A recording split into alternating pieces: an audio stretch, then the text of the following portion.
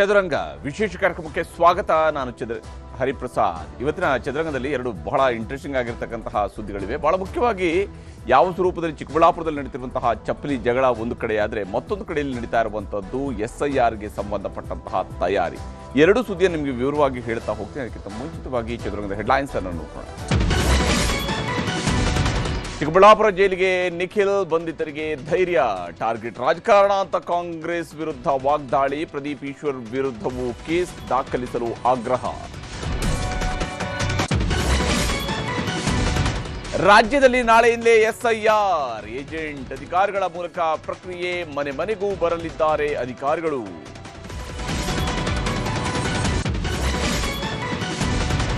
SIR ಮೇಲೆ ಕಾಂಗ್ರೆಸ್ ನಿಗಾ. ಯಾವ ತಪ್ಪುಗಳು ಆಗದಂತೆ ಅಲರ್ಟ್. ಬೂದು ಮಟ್ಟದಿಂದಲೇ ಜನರಲ್ಲಿ ಜಾಗೃತಿ.